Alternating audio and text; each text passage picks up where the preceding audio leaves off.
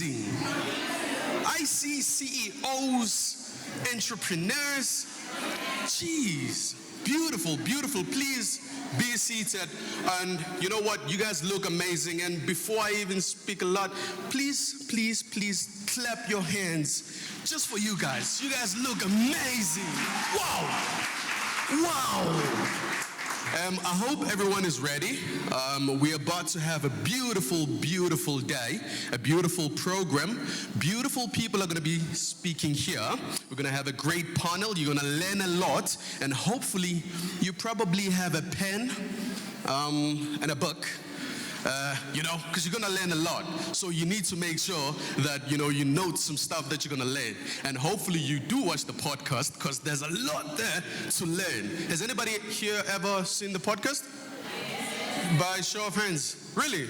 Wow. So we have about like over 500 people here. So after this, we're going to have 500 people subscribing to the podcast, right? Definitely beautiful. Now, before we can, before I even go on and on, I want you guys to welcome someone who, to me, I'm always surprised, last time I checked, she was in China. The last time I checked, I called, she's in Cape Town. Next time, she's in Kenya. And that's all happening in a space of like 3 months. I think people know who I'm talking about, right? Let's welcome the beautiful, beautiful lady, Sister Maureen, to come through and present herself.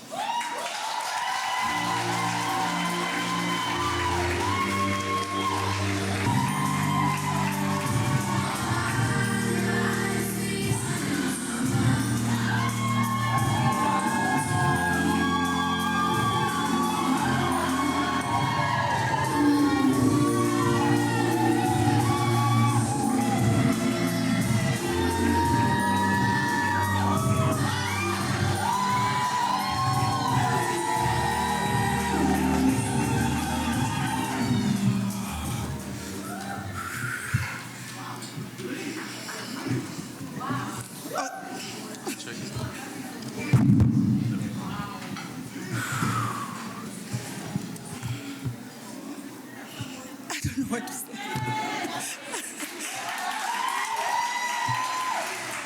Can I have some water?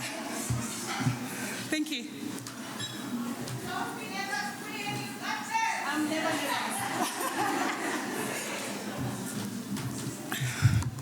Dumelang. Good morning. Goeiemôre. Ndimacheroni.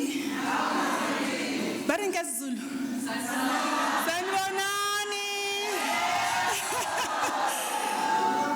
I love you. I see love. LOVE, it's written everywhere. Where are my nurses?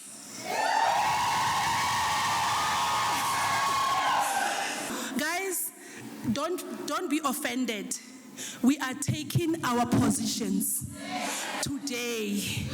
You're walking in, you're going home different.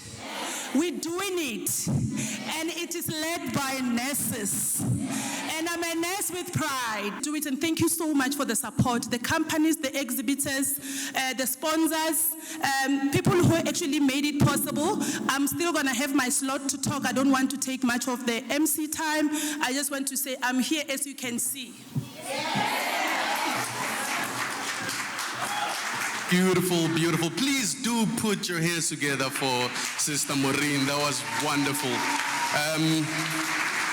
As we proceed, I would like to, go back into the program. We started a little bit late, but it's not a train smash. Let's bless the stage with reverence. Where's the reverend?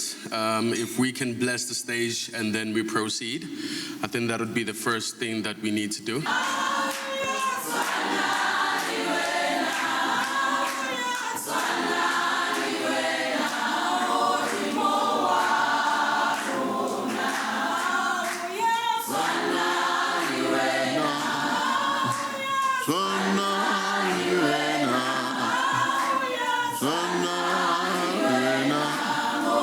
More.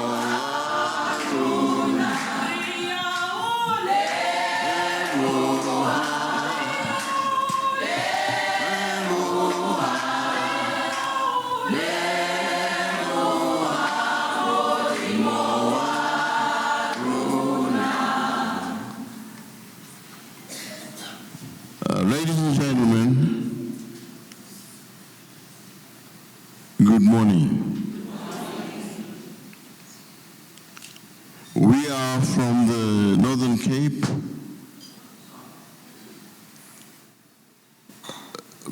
Sister Maureen almost forgot to mention the Northern Cape. It's represented here also. We are just here for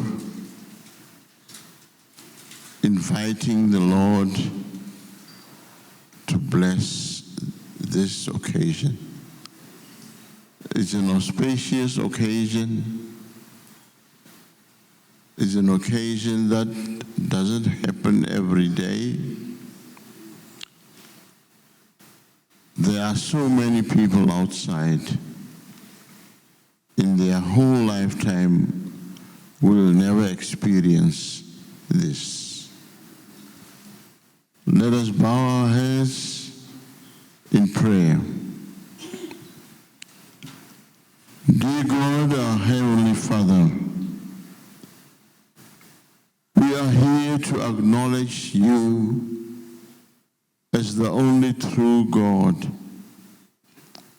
as the creator of heaven and earth, creator of the universe, creator of man. And you commanded man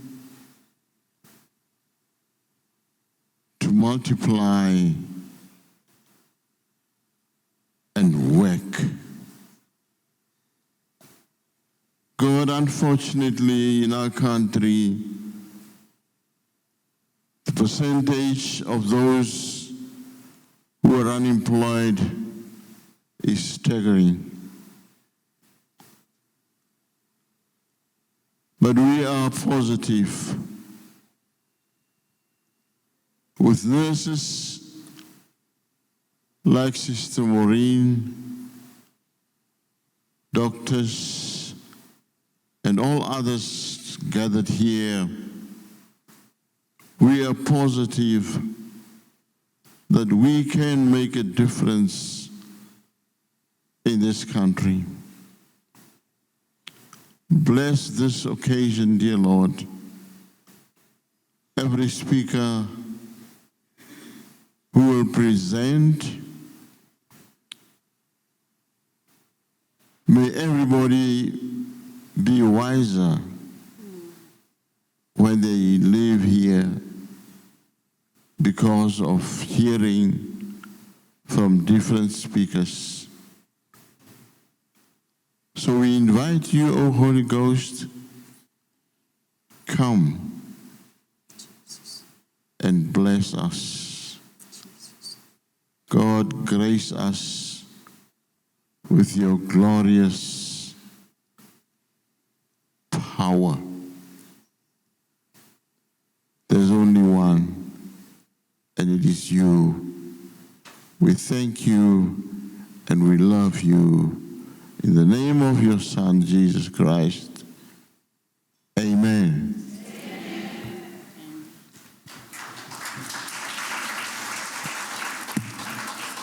So for me, it's why does wound care matter? Why do we need to look at wounds? And why does wound form so much a part of nursing, private practice, and private healthcare and public healthcare? It's because chronic and acute wounds are increasing globally. We're living in an era where patients are getting older, we're getting more pressure injuries, more diabetic patients, and so many other things that can go wrong. We also see a lot of wound care complications. Think about surgical site infections. How many of you see patients that come back because something went wrong? Let me just see. I see that on a daily basis. And wound care related complications lead to hospitalizations, lead to amputations. Okay. The importance is, how do we prevent this? What can you do to prevent the complications, to get those patients to be empowered? And that's by upping your skills, making sure you attend events like these, learn more, get enrolled into courses, get enrolled into CPD events, and make a difference. So we look at healthcare realities across all settings. Now we've got urban and we've got rural, but they're very much the same. We can't differentiate actually. We know that in urban we should have advanced resources. We should have much more available to us. The problem is a high patient load. Or if you are working in some of the hospitals, what happens is there are not enough theatres. If I look at Steve Biko in Pretoria, you will have a patient that is admitted with a diabetic foot ulcer, but there's no theatre time. So they're lying in a bed for 2 weeks, waiting to go to theatre, but without wound care. So what happens to the diabetic foot ulcer? Gets infected, and so by only going where you should have gone for a debridement, you now go for an amputation. And that's reality. Okay, so we would like to stop that. In rural care or in the outskirts, you've got clinics, but you're overburdened with patients because there's not enough resources. Okay, for me, a nurse is at the front line of making decisions. You determine where those patients are going. Okay, so this is just one of my current patients. Daniel is 12 years old. He's a typical South African little boy, liked to braai. So he lit a fire, and unfortunately, this is what happened. He got burned. So the first photograph that you're seeing on the screen is actually just a day post-burn. So you don't see the full extent of his burns really on that photograph. The middle photograph is what I took yesterday. Yes, his wounds are healed, but he's still got a long journey because there's post-op care for burn patients. It doesn't stop because you've just burned. And so for a lot of patients, that's the same thing. But for a good assessment and intervention, you can get wounds to heal much better. If you are confident in your abilities and you know your products and you know what to do with a patient, that creates fewer complications. And an empowered nurse is an empowered community. It means the patient is empowered to take care of their own care as well. Caring hands equals healing hands. Just think about that. Caring hands equals healing hands. I want to put a different one. A caring heart equals healing hands as well. Because if you truly care about your patients, about the community, we make a difference. And this is what Heart for the Wounded is all about. And you'll see at the back, at our table there's more information on Heart for the Wounded as well as Eloquent Learning Health. And I want you to challenge you to go to the exhibit area and have a look at what we've got there. It's so important that you do skills development, that you've got ongoing training going on about products, about infection control, about assessing your patients, and that your education shifts from just reactive to proactive. What can I do to prevent things? So this is why Eloquent Learning Academy is there. We've been in the field for more than 20 years. We're grounded in science, in practical application, and pertinent up-to-date training. It's also accredited, and we've got a variety of places that we work together with FPD there at the back. We've got one of our short courses that we work with FPD. We've got other advanced courses as well. And you are the first group that we announce it publicly to today, is that we're launching the new online accredited course as well, with the first intake coming now. Thank you. And that's aligned with the US accreditation, and the first group will start in February next year. So there's a lot of things happening on the wound care front as well. And part of that also is that you need to focus on things that's pertinent to wound care. That means anatomy, physiology, the holistic patient approach, the wound bed prep, the difference between acute and chronic wounds. Product selection is so important. You can have access to the best products in the world and not get the result. When I developed Steven Johnson, I developed it while I was traveling to the US. I literally took a nasal spray on a plane, landed in the US, 2 days later, woke up with a huge allergic reaction.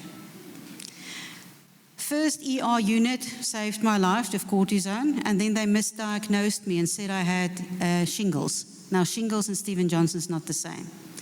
So the medication they gave me made it worse. And then, as a typical nurse, I flew to Las Vegas because I wanted to go to a conference. I never did attend the conference. I stayed in a hotel room.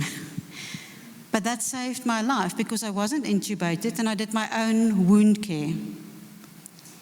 So I'm probably one of the best persons to have wounds like that because I know about wound care. But the irony was I was 20 minutes away from the biggest wound care conference in the world and I couldn't get access to products. All that I had was gels. With a gel, you can heal wounds and you can decrease pain. You don't always have to have the most fancy products out there. It's basic principles. And I want to challenge you. If you can just have a look in your practice again, what's your basic principles? What are you doing with aseptic technique? Are your staff members upskilled in wound care techniques? Because it's the way that we do it that makes a difference. And in Eloquent, we believe that we can eloquently uplift the wound care profession. If we work together, we can improve healing outcomes. We can reduce referral and hospital admissions. We've got better education and self-support and a much stronger multidisciplinary collaboration. You can't do this alone. You need to work with colleagues that are sitting next to you at the table. We need to work together. Education extends beyond the clinician. It's about patients and caregivers becoming your partners. Because if your patient is buying into the treatment, that's when we work. I always say, if people like you, they listen to you. I hope you guys like me a little bit by now. Okay, need a little bit. I got my beautiful African dress on for you today, so you have to feel very special. But if people trust you, they will do business with you. That's the difference. How do we develop trust? And we develop trust by actually building up on our reputation and earning it. And that's what we need to do. Knowledge reduces fear and increases adherence. This is a photograph of one of my patients and one of my staff members. Yes, we are avid Springbok supporters and we wear the jersey every Friday because we are playing rugby as well. But we create fun in the practice as well. And the patient that you're seeing here is a diabetic that's already got one amputation. But the remaining leg is in trouble. And this is where it's so important that if you've got the knowledge and the skills, instead of running like a headless chicken, you can tell the patient, we're going to work on this together. This is the reality, and this is what we need to do. And you're a team going forward. And then, in spite of the fact that he's got 2 toes that are gangrenous, he's still smiling because there's still hope. I don't believe in false hope, but I do believe in positivity. So if there's one speck of good tissue in the wound, I will focus on the one speck and not on the 90% sloughy tissue.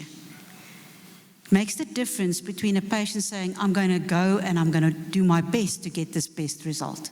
Okay. You treat a disease, you win, you lose. You treat a person, I guarantee you, you'll win no matter what the outcome. This is such a profound quote from Patch Adams, and I would like to challenge you, go and watch that movie again. The patient won't always be better when they leave you, but they should feel better. The way that Maureen has made you guys feel this morning, like you're royalty. That's how our patients should feel. That they are the most important people in the room. So I would like to challenge you, and I want to close with this. Invest in continuous wound care education. Invest in continuous education. An empowered nurse saves resources because you understand the costs of the products that you're working with. Saves limbs, but also saves lives. And if you focus on that, that's where you make a difference. So I want to challenge you. If you want to make a difference, if you want to learn more about how to treat your patients with a variety of wounds, go to the back of the room, scan the QR code, give us your information, and we're going to get back to you with what's available. And also, just to motivate you a little bit, the Heart for the Wounded conference will again resume next year. We had to postpone it because of my Stevens Johnson's, but we're happy to announce it's going to be in June, July next year. The date will be announced in November still. And up for grabs is, if you complete that little survey, is 4 sponsorships to the conference. So if you're part of that lucky draw, you might be able to attend that whole 4-day conference. Okay. Thank you very much.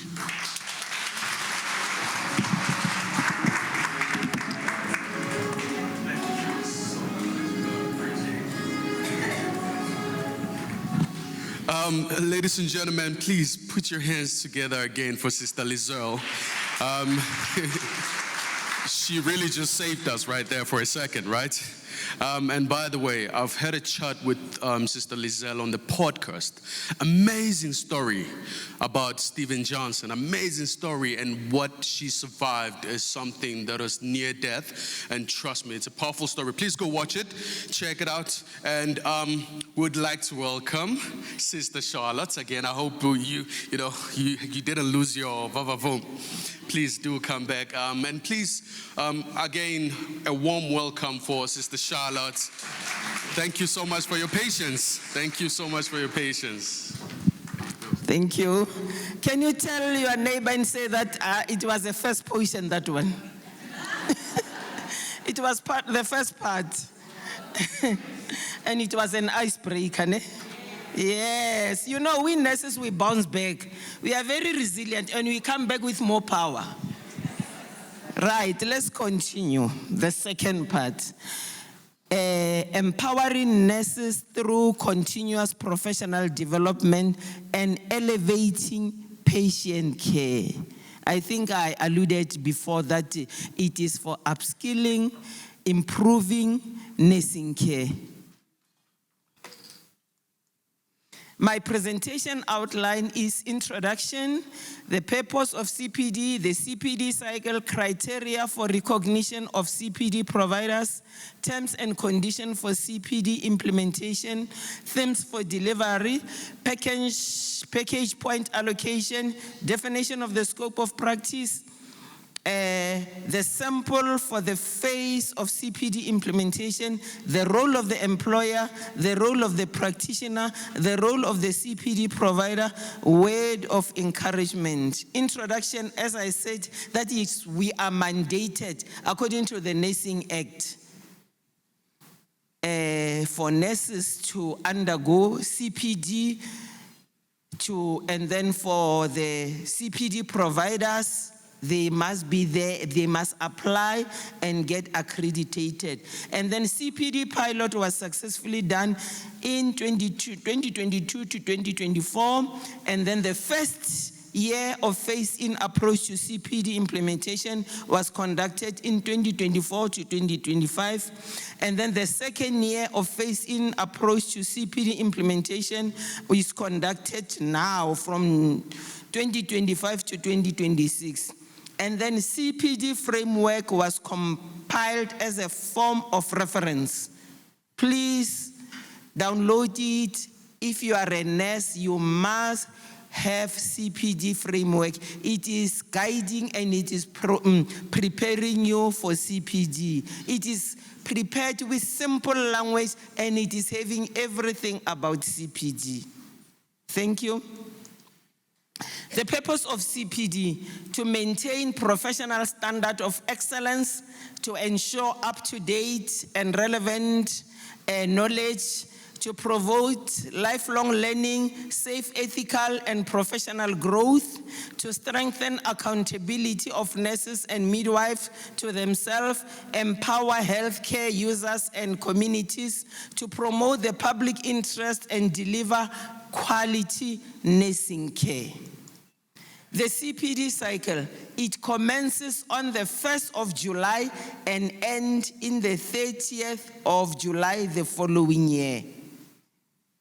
After ending it, you are able to you are able to apply for your annual practicing license. By the end of the 31st of December, all nurses should have registered. But for now, because we are still taking nurses through, making them to be acquainted with CPD, please, my beloved, it is not yet aligned to the annual practicing certificate. So don't refuse to hire nurses and say that you want them to have CPD in order to register at SUNG. It is still free, but my word of advice, let us all be acquainted. Start practicing. Even if you are not among the sample, you are not wasting anything. Just practice, learn and learn and learn. Every nurse practitioner will be expected to complete 15 points. I explained. On completion of the 15 points, every nursing practitioner should complete a declaration of compliance form, which is Form 7, to be sent to SUNG CPD section. That is the only form that we need. And then every nurse practitioner to fill in Form 5, that is portfolio of evidence. Form 6, that is a log of activity, which indicate which activities have you performed with evidence and being supervised. Thank you. And then it should be kept for 3 years for SUNG to audit it. So we are just going to get information from you, but when we want to audit, we just pick one person, and then we demand those portfolio of evidence. So we must get them, and they must be properly done.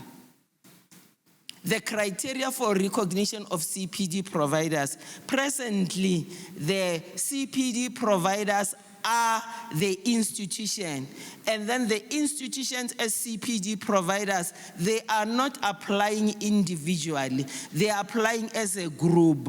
They are the province allocate a provincial coordinator who is applying on behalf of the whole province. The private hospital group, let's say it's Mediclinic. Mediclinic appoint a CPD provider who is going to act on behalf of all the Mediclinic employee. They are going to give her or him the information because he has been authorized by Mediclinic. She's going to apply. She's going to communicate with a SUNG CPD section.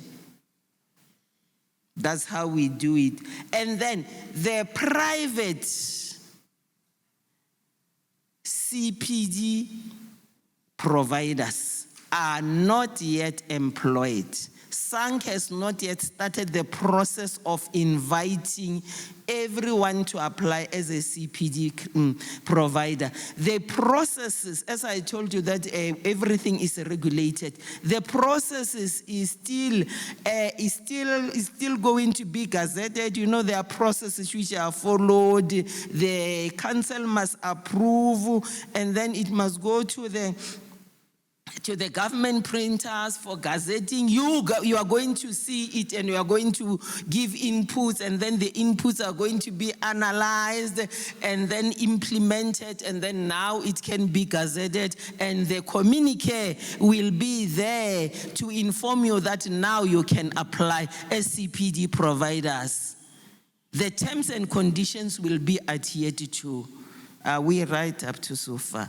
And then the terms and conditions for implementation. The time frame will be aligned according to the cycle from June and end in July. From July and end in June the following year. The point allocation will be according to themes indicated in the framework. I'm going to show you now. During the phase in implementation, CP will not be a prerequisite for annual practicing certificate. And the phases of implementation are determined by council, and prompt communication will be ensured. Now, people don't panic. I'm being inundated by a lot of calls, a lot of emails. Why are we not included in the phase-in? It means that we are not going to be able to continue this. No, you are going to be able to continue. And we are trying by all means to gather every practicing nurse. Now we still want to gather the private clinics, the private hospital, because we just realized that there are other hospitals which are not belonging to any hospital group. So the nurses are, health sectors and nurses are so many. So we are trying that before we kickstart with full implementation of CPD. Every person should have had a taste of what is going to be required. That's why we do it in phase-in approach. The themes of delivery. That's what I've alluded before. Ethical and legal domain, the area of practice, the leadership and management, teaching, research. All of them, they constitute 15 points. For professional nurses, midwife, general nurses. And when we mean professional nurses, according to the nursing, before we come with this, you know, nurses are very lenient. They are having a lot of category under professional nurses. So let's not confuse ourselves. Let's cover our back. Can we serve with love? Can we have a peaceful, pleasant attitude to the patients? And it covers everything. Even if you did a mistake, that patient, that patient will say that, but it was a mistake. But if it was accompanied by a bad attitude, your millions are going. And there's nobody who will cover you. Have a zero tolerance to patient neglect. We are nurses because we must care for patients. So how can we take an oath that we want to take care of patients, but at the same time we destroy those patients, we neglect those patients? Always render quality patient care. Be a lifelong learner. Perform according to your scope of practice. I thank you. United we stand, divided we fall. Teamwork, teamwork, teamwork. Hold my hand and I'll hold your hand. Can you hold somebody's hand? Can you lift somebody's hand? Can you lift somebody's hand? Can you lift somebody's hand? I thank you. I love you all.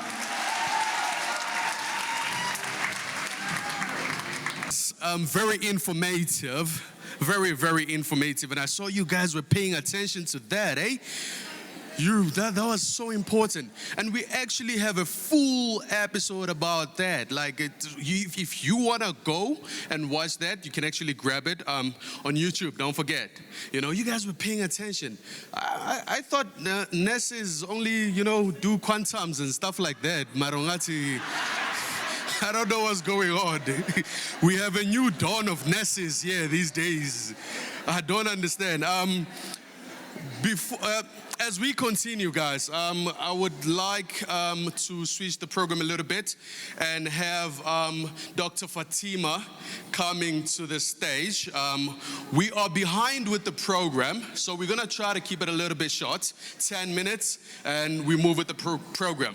And then, we're going to go to networking and, please, a round of applause.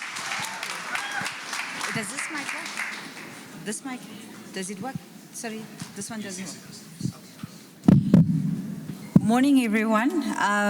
It's quite intimidating to come on the stage after we've had such outstanding speakers, but I will try my best. I'm a surgeon. I'm normally used to being in my theater, and to be at such a wonderful event, it's such an honor, and thank you to Sister Maureen for inviting me.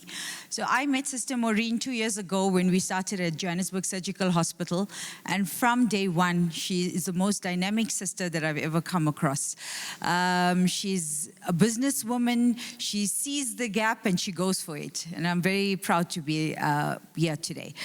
So as I mentioned before, I'm a general surgeon. I have a special interest in breast and thyroid, and I'm working at Krugersdorp Netcare and Johannesburg Surgical Hospital, and basically mainly in private practice. So today my talk is very simple. For the past 2 weeks, I've been going around all my wards, my theater, and I've been asking the question with the sisters, how do we bridge this gap? And today, my talk, the aim was to be simple but powerful. And the truth is, when we understand each other better, the patients heal faster, our work definitely feels lighter, and our days go much more smoothly. Doctors and sisters, we all share the same goal, and at the end of the day, we want great patient outcomes. Yet sometimes we too are speaking different languages. We all are under pressure, we have limited time, we have many emergencies, and then we all know the difficult families that are there troubling us, and there's never enough time. Behind it all, we are all on the same side. And this session is about how we're going to try and get better teamwork. So, why does the gap exist? Let's be honest. The gap doesn't come from lack of skill or lack of care. It comes from all misunderstanding our expectations. Doctors focus on diagnosis and decision. Sisters focus on continued care, advocacy, and safety of our patients. Both are critical when we don't see each other on challenges clearly, and that's when our tension builds. Communication matters. How many conflicts can be avoided with just better communication? Sometimes the tone we use. I've been guilty of that. I saw some of my ICU sisters here. They will have stories to write about me. Sometimes the call comes when we are a bit stressed out. Sometimes the call comes at 4 o'clock in the morning, and our tone cannot be the best sometimes. And also the timing of our request. We might feel pressured, and we might be pressurizing the sister to carry out something that maybe should have been done an hour or two earlier. We need to respect each other. And a gentle reminder is that a calm voice gets the message across much better. Communication is not about just the words, it's also about our attitudes. We need to have mutual respect for each other. Sisters hold the patient's story hour by hour. You guys are there for that 12-hour shift for every minute with the patient. Doctors, we come in for key moments. I often, like in my head, think that, we stroll in when it suits us. And we are there for diagnosis, intervention, and review of the patient. When we both recognize each other's expertise, care becomes seamless. Respect isn't just a title. It's about how we make each other feel, and during every handover, and every ward round, and every procedure.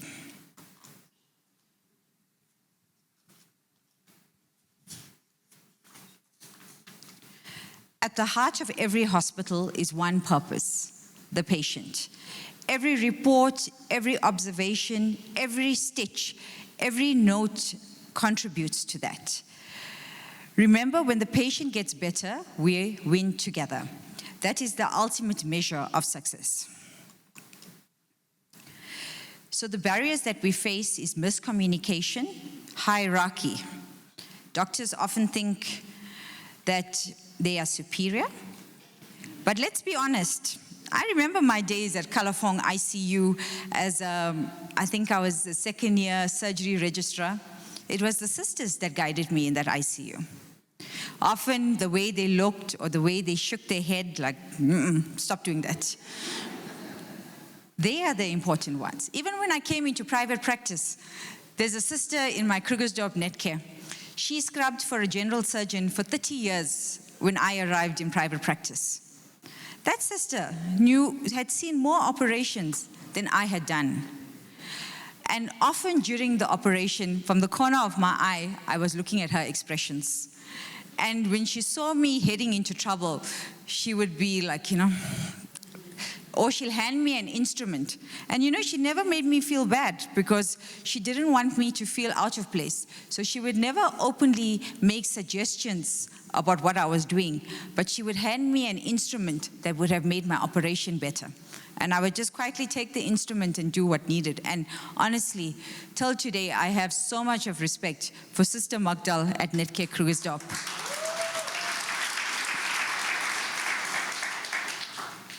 And also, we often assume things about people, and that's where we are blocking our teamwork. And doctors are impatient. I'll be the first one to tell you all that. We are impatient. You all have been waiting for us for hours, and when we arrive, we can't even wait 5 minutes if the sister is on a tea break and taking long to walk back to the patient. A doctor might think the nurse didn't follow up, while the nurse feels the doctor didn't listen. So that's where the assumptions come in. The fix is very simple. We need to pause, we need to clarify, and we need to check in. Most frustration comes from leaving things unsaid.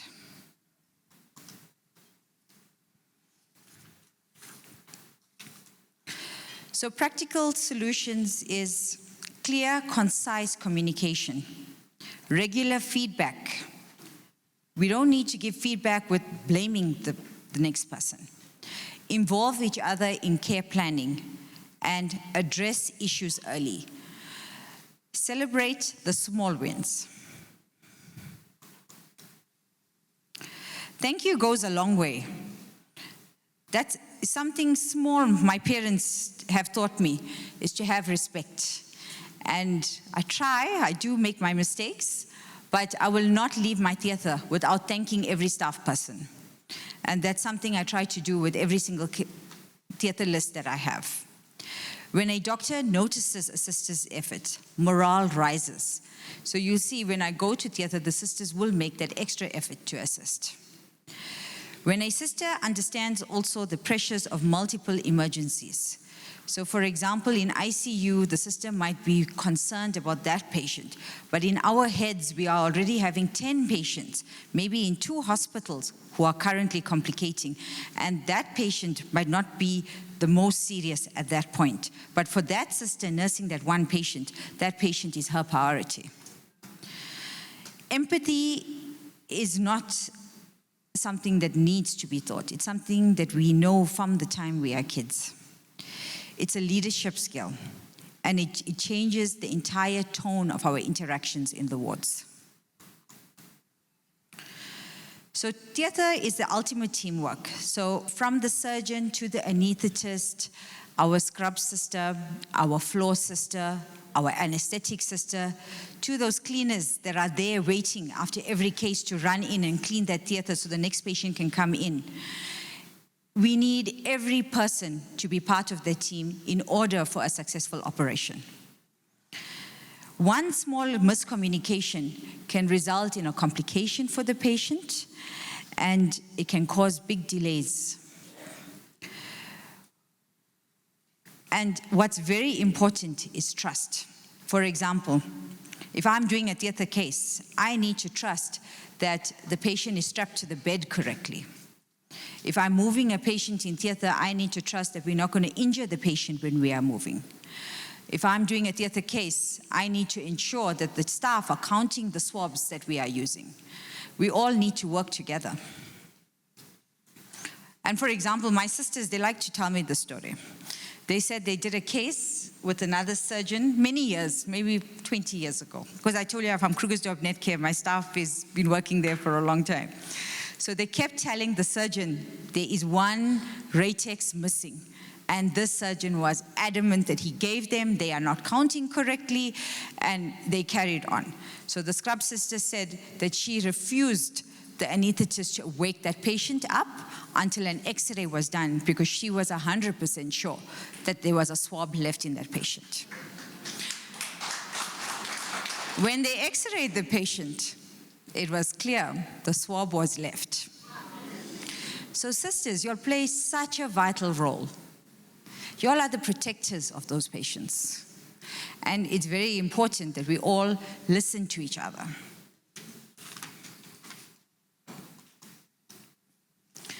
So what often happens is we address issues in front of patients. The doctor screams at the sister that the medication wasn't prescribed. But this is not what we should be doing. Conflict is going to happen.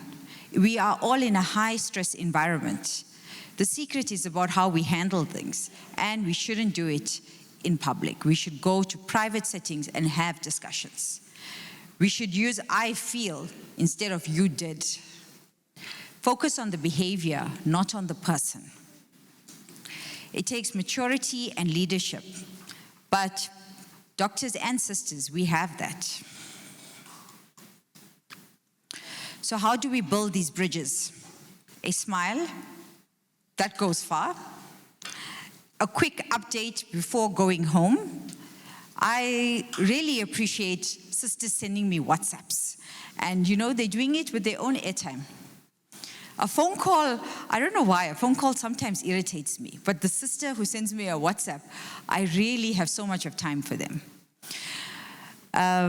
Thank you. It's very important to remember our manners in the hospital. We should be saying thank you to each other. A tiny gesture often builds respect. So, for example, in my theater, my anesthetist, Dr. Lishiku, he's the kindest soul. He buys the sisters coffee on a regular basis. And they worship him. Because, you know, sisters, you'll wake up early. You'll are at work, 6:45. You'll have eaten breakfast, what time? 5 o'clock. So when we come in at 8, 9 o'clock, you'll have been preparing for our list. You haven't had time for that cup of coffee.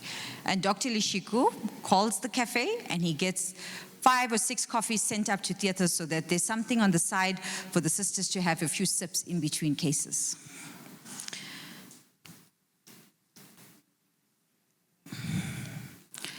We definitely don't need a policy on kindness. We just need the intention. And I think that's what goes far.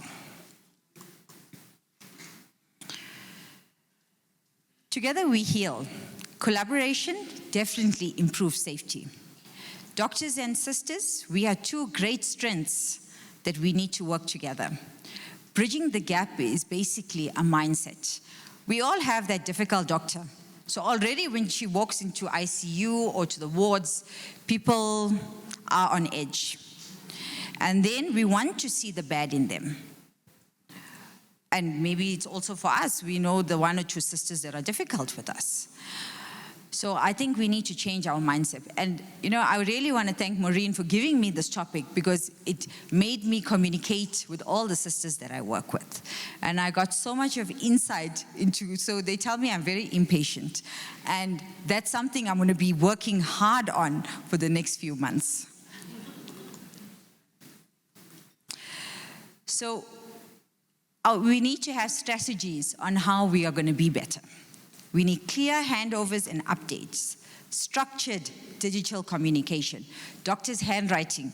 Let me tell you, I was reading notes in my file for a patient that I saw 3 years ago. Now, I couldn't remember this patient, and my writing was so bad. I myself was struggling to read what I wrote 3 years ago. So, Netcare has done very well with their Care On. And I think hopefully in the future, most hospitals will adapt that Care On because I feel Care On has really, really made a big impact on how we manage patients because it's very clear there's no miscommunication about the dose we wrote or the medication. So yes, we need, but by now, sisters, you all are so good at reading. Maybe I should have taken my notes to a sister. She might have been able to see what I wrote 3 years ago. And if something is not clear, we need to ask for clarification, and we should not assume. Consistency builds trust. We need to share responsibility. open discussion and acknowledgement. I think I have about 2 slides left and then I'm done. Okay.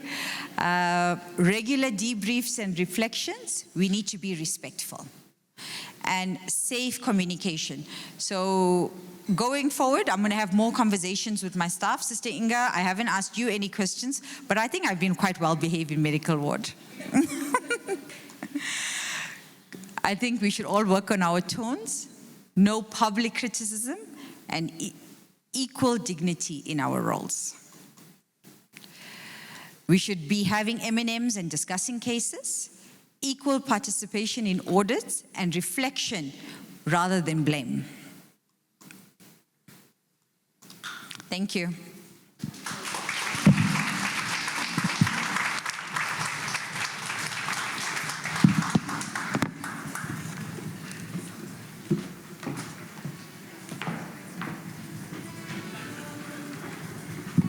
Thank you so much. Another round of applause for Dr. Fatima. I hope you guys are enjoying the sweets, by the way. Even, the elderly or anybody, you can grab a sweet. If the sugar goes up, you're safe. We have so many nurses here. Now I'm safe, I hope you guys are also learning a lot, right? Because there's a lot to take away. You can always, we're going to make a video. You guys are going to see yourself. You can always go back to the video and check it out. And you can only see it if you subscribe to the YouTube. Don't forget, you're definitely going to see yourself. And we're going to switch up the program a little bit once again and have, Dr. Dudoit coming through just to make sure that, the program runs smoothly. So if we can give her a round of applause. Is she still around? Oh, yeah, I see you. You can come through. And by the way, I forgot something very important to give to Dr. Fatima to say thank you so much. Oh, what are you?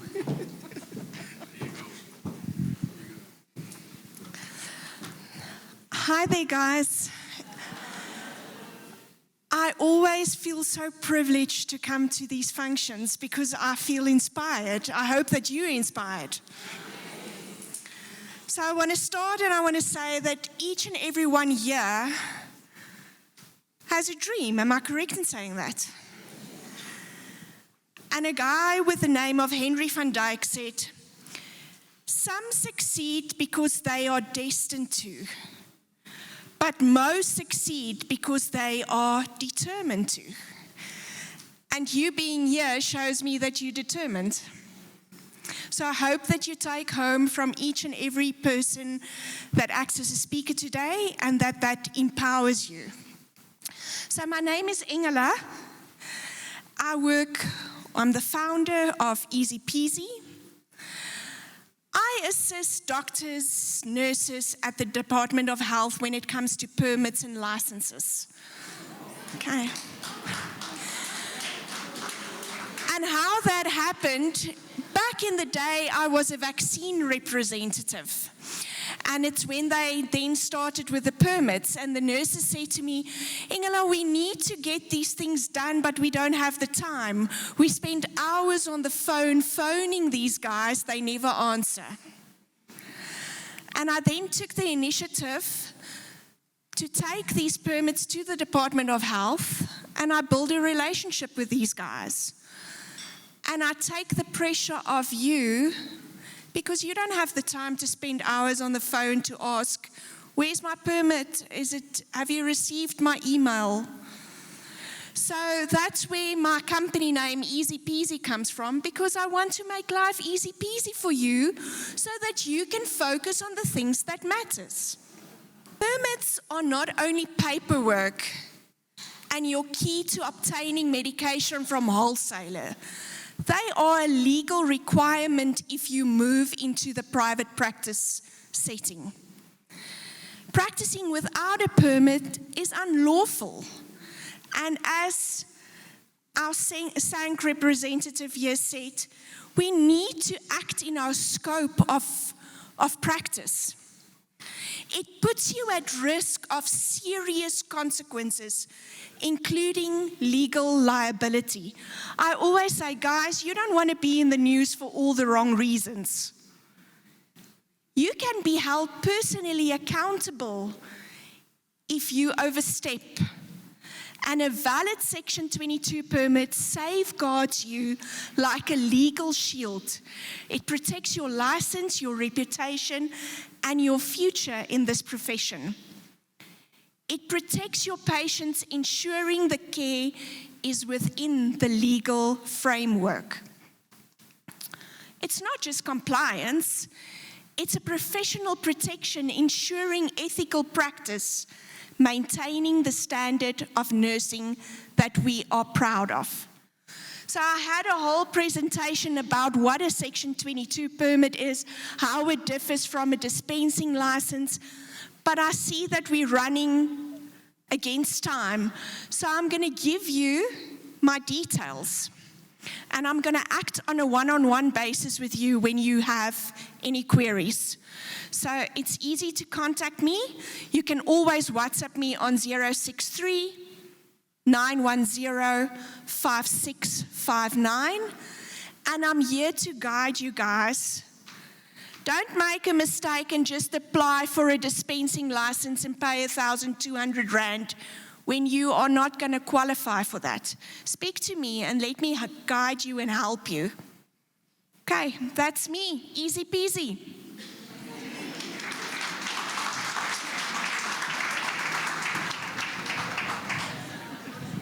Thank you so much to Angela. She just told me that she's not a doctor, and I was like, oh, my bad. So right now we're gonna have Maureen, Director of Compliance and Research, coming up. If you guys could please put your hands together for the lovely lady.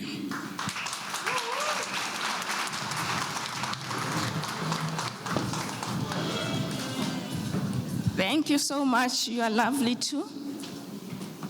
And good morning, everyone. You are beautiful. I have not seen nurses looking so beautiful like today. I'm used to nurses in white, maroon, or navy blue and white. In slang,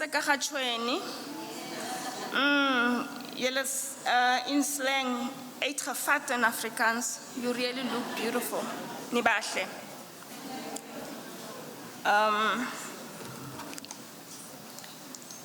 I'm going to speak on, compliance, a cornerstone to patient safety and nursing excellence. That's the topic that was chosen for me to speak on. My outline will cover introduction, health standard monitoring, understanding compliance, critical areas to manage, embedding compliance into nursing excellence.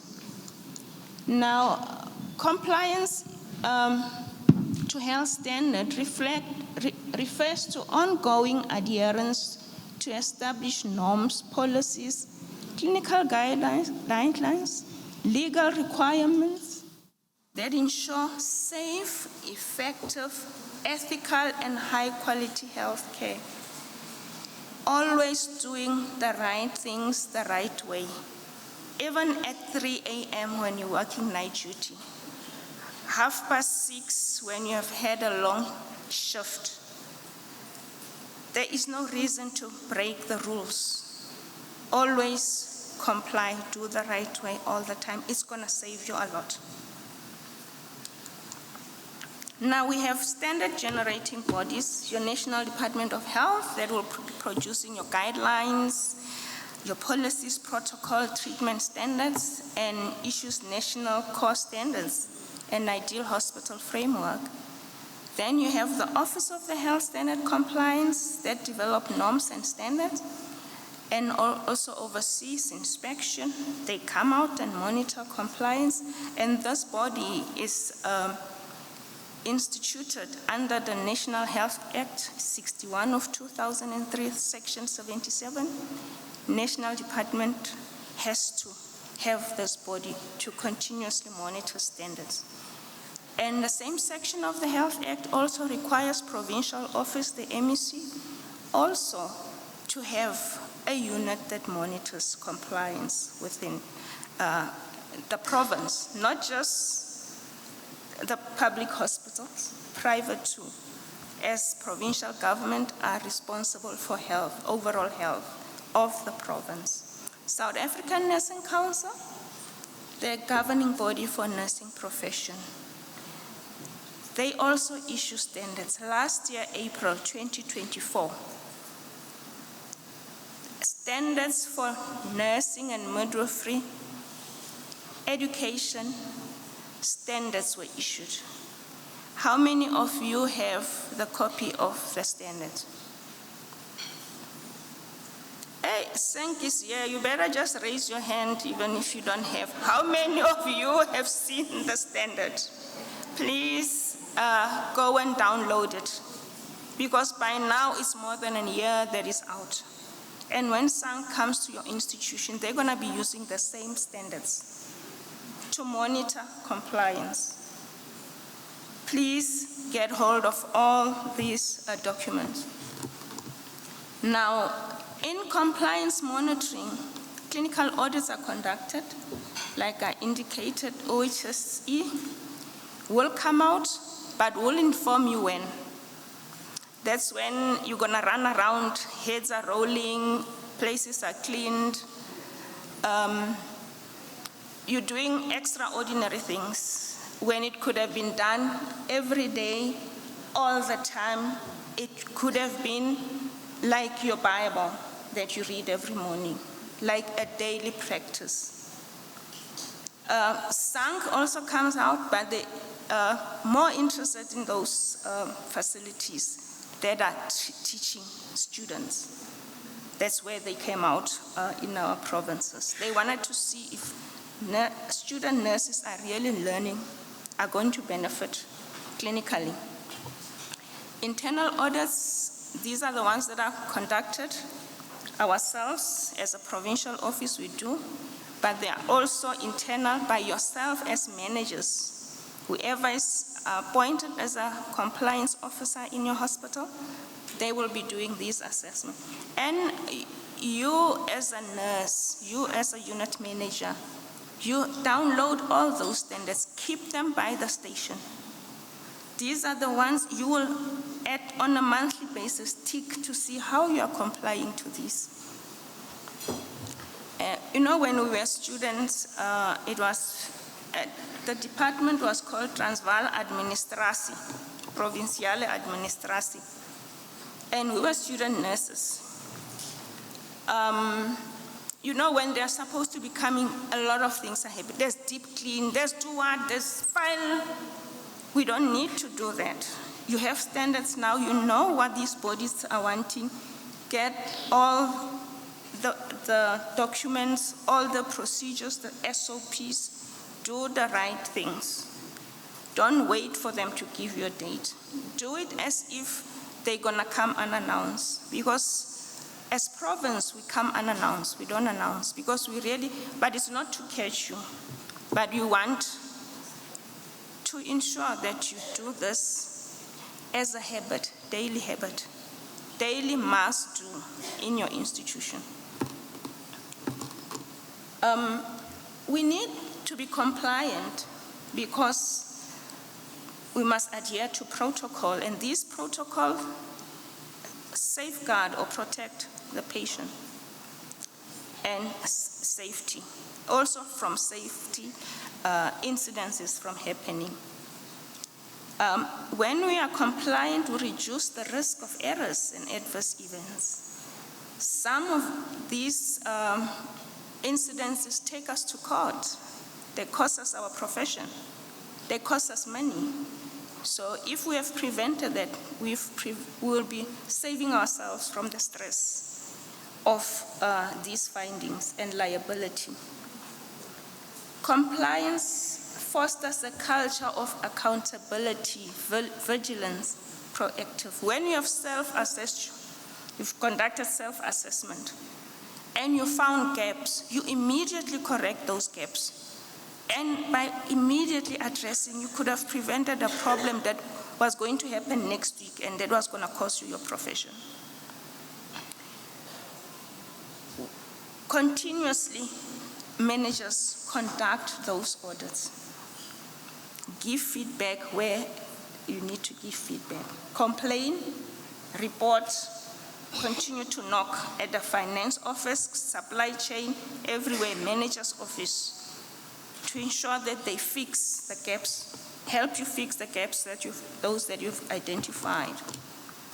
I'm showing a very beautiful, neat environment. I could have shown you a chaotic picture, but our environment, because I want this picture to stay in your mind, to say the environment we're nursing our patients in must be safe, compliant to OHS standard. Nothing hanging, nothing loose, nothing hazardous. So we need to keep this picture in mind. When we come in the morning, when we assess our wards, is there a danger to our patient? Are we compliant? Signages. Do we conduct those safety drills as nurses? In case a fire happens, what do we do? That is also in the SANC standard, by the way. So I'm encouraging you to download this. So lighting, fire, prevention. How do we dispose waste, our shops? Are they going to be a danger to ourselves, to the patients that we're nursing? Mental health nurse or mental wards, how safe are they? We know what could go wrong there. Are there loose sharps lying around? Are they, those wards, cubicles, burglar-proofed, windows are safe, they're secured? Now nurses, when you identify something, we know we've got environmental administrators, those facility managers, they're responsible for environment. But if we do not tell them that there is something wrong there, they won't know, because we were the one. We know they're supposed to also be doing their rounds, but as soon as you identify a hazard, report and continue reporting until it's fixed, because you are advocating for your patient. And organizations, the support, when the organization is keen to adhere to standards, they will always be checking up protocols, maintenance, making sure everything is in order, and the overall result will be that we are an organization that is safe, that is protecting our nurses, that is also protecting our patients from hazards. Patient identification. How often have you heard of a wrong limb operated on? A wrong limb amputated?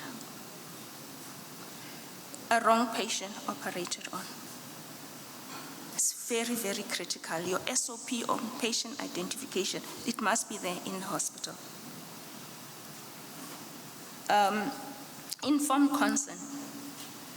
How often do patients come back and say, I never gave consent to what you've done?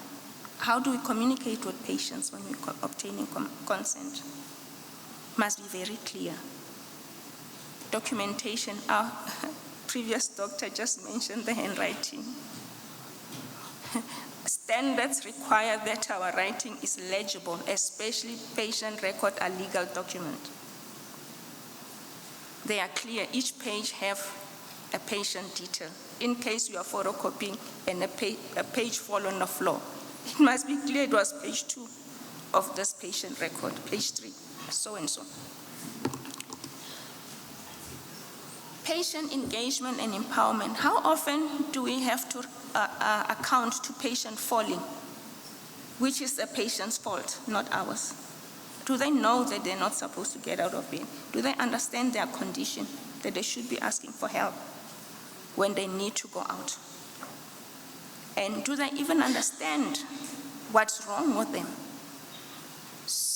It's upon us to make patients understand themselves and why they're in hospital and how they can prevent this incident from further occurring, how they can be part of their healing and disease prevention. Training and continuous education. This is for all levels. When I was a student nurse, I wasn't told about standards and protocols. I only learned about it when I was doing my health services management degree. It was just Transvaal administration is coming. I never saw these standards. And it is important that everybody understand standards and they comply. It doesn't matter at what level of, as long as you have anyone new coming into the ward. These standards must be in the file at your workstation. Quite often when we're doing our audits, then we ask, where's your SOPs, where's your file with X regulation in the matron's office? No, we are not gathering all these SOPs, policies for SANC to impress SANC. No, it's for us to go through them daily. You want an understanding of this SOP, it's just there, you page through. And when the body's coming, you will see the signatures. They are so neat and clear. Maureen, Henrietta, Lucy, Ben, all pages, you know, the attendance register. You can see it was a compliance. We do not want compliance. It just to be a malicious compliance, no. It is safeguarding ourselves, it is safeguarding the patients. Continue to mentoring student, mentoring new employees. Incorporate in your induction program compliance and standards. We report our findings and our errors like non-punitive. When a person has made an error, a nurse has made an error, we support the nurse, we rebuild the nurse, we do not damage the nurse. Quite often when we are at hearings, the nurses are crying, they are in tears. And some would tell you, I interviewed some nurses around July to understand how did they feel after an incident has happened. Some are still crying, recalling an incident that happened over 10 years, but they are saying they never got the support. So when our nurses are making error, or they've made an error, you support, you build, because you still want the nurse to come back and deliver that quality service. We learn from our errors, and we encourage nurses as soon as they pick up a gap or they've done something wrong, they must be able to report quickly. And you as a manager is able to do something about it quickly before the patient goes out and meet with the lawyers that will come in and after you. Let's be proactive.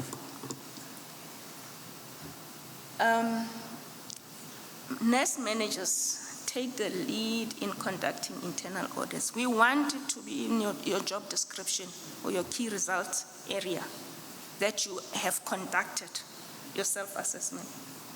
And you allow the nurses, give them the copies of the standards, let them check and see if they can practice. Track indicators, develop quality improvement plans, because then that document will help you to correct the gaps. It's also a standard requirement. Quality improvement plan, when some come out, they want to see if you've done it. They want the POE for it. I see my doctor shaking, it's true.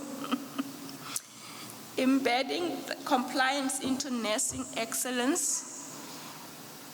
Compliance goes beyond procedure, it's not a procedure. It is a mindset that defines nursing excellence and patient safety. I've spoken to ongoing education and engagement. Subsystem support and adaptability to systemic support enable nurses to remain adaptable, informed, and committed to evolving standards. Each year we need to go and check with the standard generating bodies. Is there any new standard that they have added from the previous one? It's up to us. Excellent compliance is a collective effort for excellence. You know, when you continuously want to identify the gaps, wanting to measure yourself against standards, you are investing. And you are making your institution and your team to make compliance a cornerstone of a resilient, high-performing healthcare system. Strategic solution for compliance, they include leadership engagement, strategic planning, putting indicators into your job descriptions, managers, nurses, allocating budget. Please, when your nurses report a gap somewhere, make sure that you are providing funding for such. Supporting work environment also involves adequate staffing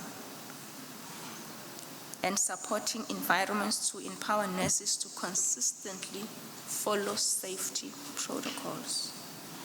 Reward exceptional nurses who constantly adhere to set standards. I don't know if we've ever done the Nursing Excellence Award. Are they relating to how effective this person is in adhering to protocol standards? Let's just add this one as another indicator for service excellence. I went through 2 articles